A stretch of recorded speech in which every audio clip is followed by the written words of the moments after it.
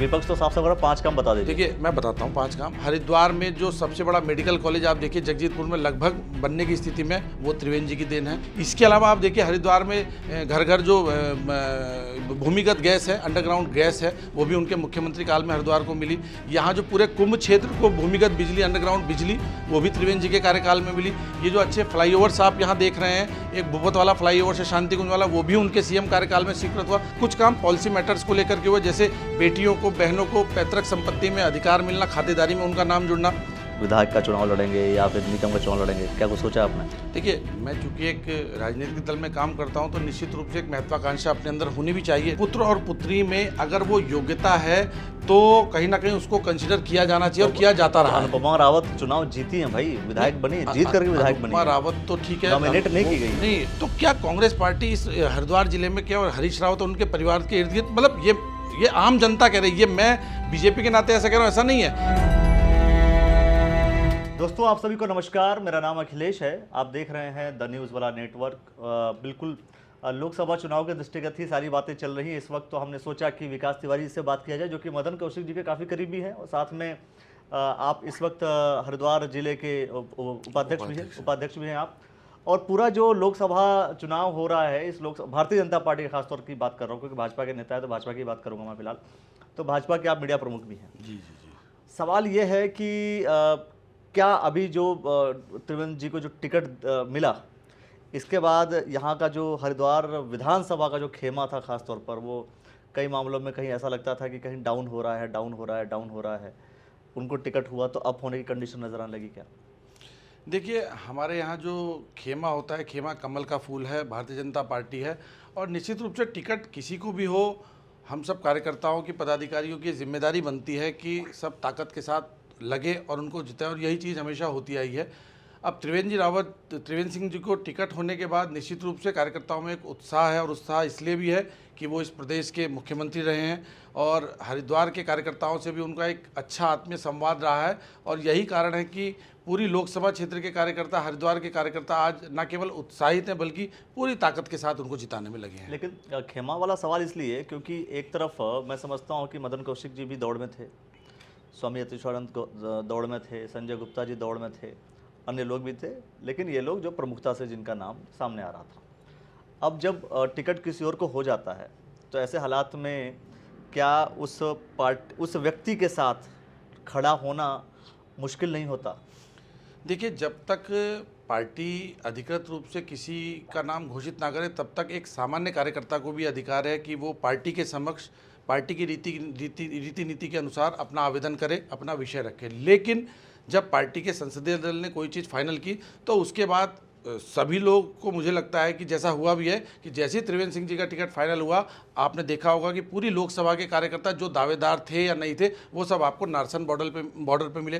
तो यही भारतीय जनता पार्टी है, और यही भारतीय जनता पार्टी के कार्यकर्ताओं का चरित्र है कि जब कोई चीज़ तय हो जाती है तो सभी लोग उसी झंडे के नीचे आकर के जय श्री राम बोलते हैं और भाजपा जिंदाबाद करते हैं। एक दिक्कत तो होती होगी ना, जैसे कई बार ऐसा होता है कि भाई टिकट, मान लीजिए किसी जो व्यक्ति सिटिंग होता है, अब मान लीजिए कोई विधायक सिटिंग हो या कोई सांसद सिटिंग हो, वो अपनी दावेदारी भी ढंग से नहीं कर पाता होगा, क्योंकि वो दावेदारी करेगा किस बात पे है कि भाई मैं भी दावेदार हूँ।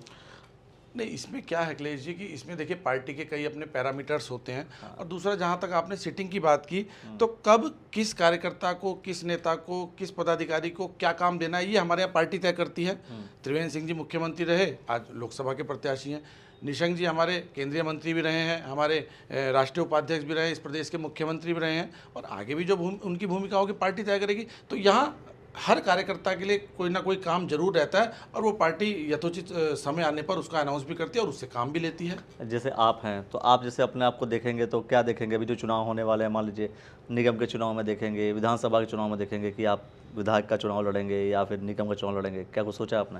देखिए मैं चूंकि एक राजनीतिक दल में काम करता हूं, तो निश्चित रूप से एक महत्वाकांक्षा अपने अंदर होनी भी चाहिए। लेकिन मैंने क्या कहा कि एक सही प्लेटफॉर्म पर पार्टी की मर्यादाओं को ध्यान में रखते हुए हम अपना विषय रखते हैं।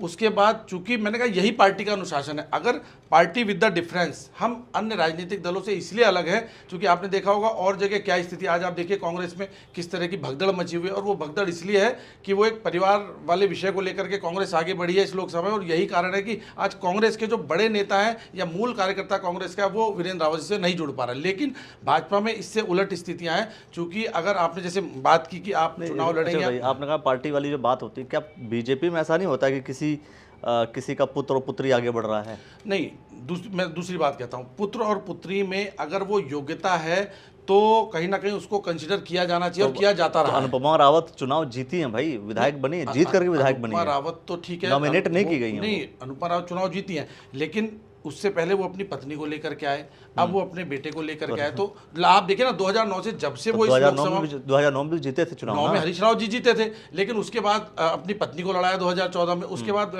बेटी को विधायक बनवाया, उसके बाद बेटे को। तो क्या कांग्रेस पार्टी इस हरिद्वार जिले में केवल हरीश रावत और उनके परिवार के इर्द गिर्द, मतलब ये आम जनता कह रही है, ये मैं बीजेपी के नाते ऐसा कह रहा हूं, ऐसा नहीं है, ये आम व्यक्ति, आम जनमानस। मैंने भी कई बार सोचा ऐसा कि ये बीजेपी वालों को कांग्रेस की बहुत चिंता है कि भाई परिवारवाद मत करो, हरीश रावत जी लड़ा रहे हैं आपस में। ये हमारे राष्ट्रीय अध्यक्ष ने भी आज कहा है। आप देखिए ना कि जो परिवारों की पार्टियां, उनकी स्थितियां क्या है। हमारे यहाँ नड्डा जी के कोई पिताजी कोई बहुत सक्रिय राजनीति में नहीं थे। हमारे यहाँ एक सामान्य कार्यकर्ता, मैं कोई पॉलिटिकल पृष्ठभूमि से नहीं हूँ, लेकिन मैं इस जिले का लगातार 2 बार महामंत्री रहा, मैं मंडल का अध्यक्ष रहा, अभी मैं लोकसभा का मीडिया प्रमुख हूँ। तो जी, अब ये बताइए आप मुझे, जैसे मान लीजिए कि विधानसभा का चुनाव होगा, तो अपने ही विधायक के सामने आप टिकट मांगेंगे? मांग सकते हैं। मेरा नाम इस बार भी पैनल में गया था। अच्छा। ऐसा नहीं है, देखिए मैंने कहा एक व्यवस्था है, उस व्यवस्था के तहत हर कार्यकर्ता को यह अधिकार होता है कि वो अपना विषय रखे, वो अपना विषय पार्टी, लेकिन मैंने कहा कि उस मर्यादाओं में, उस अनुशासन में, और उसके बाद पार्टी जो भी कुछ तय करती है उस पर शिद्दत के साथ लग कर के काम करे। आपका भाई लोकसभा प्रत्याशी तय हो चुका, सब कुछ हो गया, रैलियां शुरू हो चुकी हैं, लेकिन विपक्ष का एक सवाल है।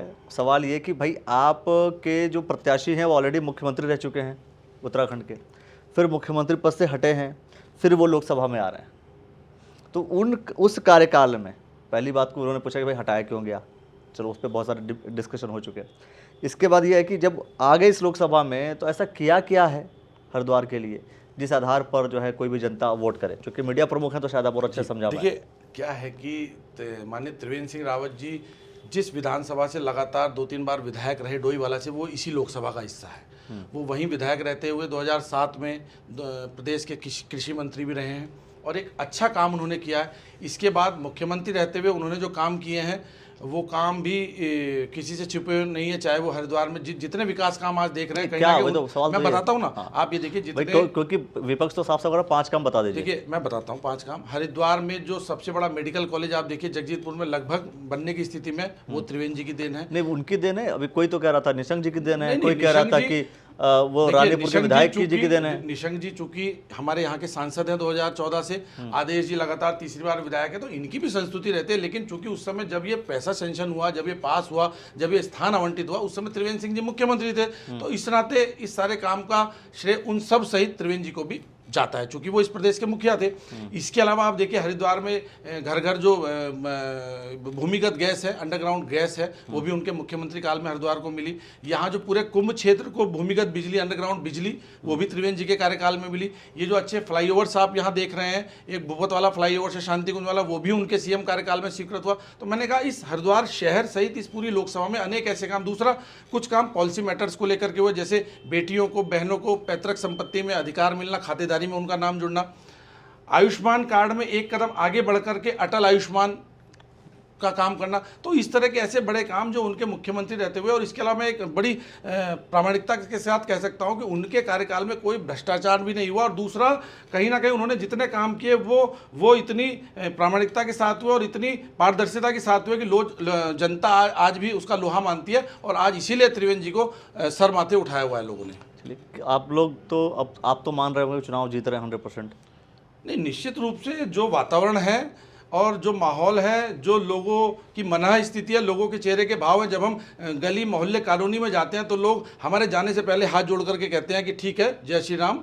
और कहीं ना कहीं जय श्री राम बोल के वोट मिलेगा। जय श्री राम तो बोलते ही हैं, जय श्री राम इसलिए जय श्री राम ही बोल करके, क्योंकि अभी सारा सिस्टम जो है अयोध्या बनाना, राम मंदिर बिल्कुल बिल्कुल, बनाना। चूंकि लोग जानते हैं कि जय श्री राम वाला विषय ये लगभग पिछले 500 सालों से लंबित था और जो पहले सरकारें रही हैं उन्होंने इसके निपटाने की दिशा में कितना काम किया शायद ये आपसे छुपा नहीं। लेकिन देश में यशस्वी प्रधानमंत्री माननीय नरेंद्र मोदी जी के आने के बाद 2014 के बाद स्थितियां जितनी तेजी से आगे बढ़ी और आज भव्य राम मंदिर का निर्माण हुआ, तो यही कारण है कि लोग आज हमको देख करके जय श्री राम इसलिए बोलते हैं, उनको लगता है कि ये उस पार्टी के कार्यकर्ता हैं, उस विचार के कार्यकर्ता हैं, उस दल के कार्यकर्ता हैं जिन्होंने इस काम को बहुत तेजी से आगे बढ़ाया और भगवान रामलला जो टेंट में थे आज अपने यथास्थान पर बैठे हुए हैं। अच्छा, नड्डा जी ये मान अभी बोल रहे थे, उन्होंने कहा कि भाई हम तो पहला ऐसा चुनाव है जिसमें रिजल्ट डिसाइडेड है।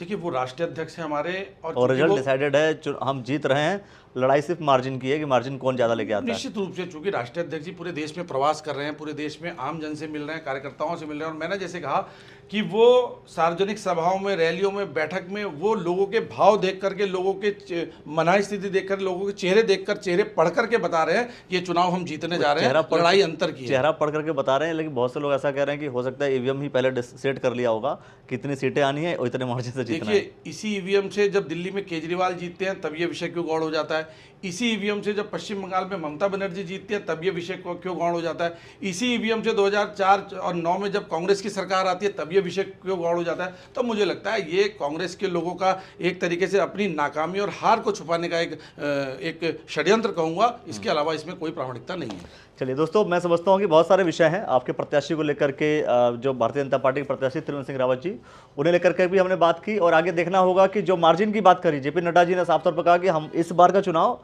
डिसाइडेड है, निर्णय बिल्कुल फाइनल है कि भाई हम जीत रहे हैं। अब तो ये देखना है कि कौन कितने मार्जिन से जीत रहा है, लड़ाई उस चीज़ की है। आप क्या सोचते हैं इस विषय को लेकर के, वो आप कमेंट सेक्शन में प्रतिक्रिया दे दीजिए। देखते रहिए द न्यूज़ वाला नेटवर्क। आपने जो समय दिया इसके लिए बहुत बहुत धन्यवाद।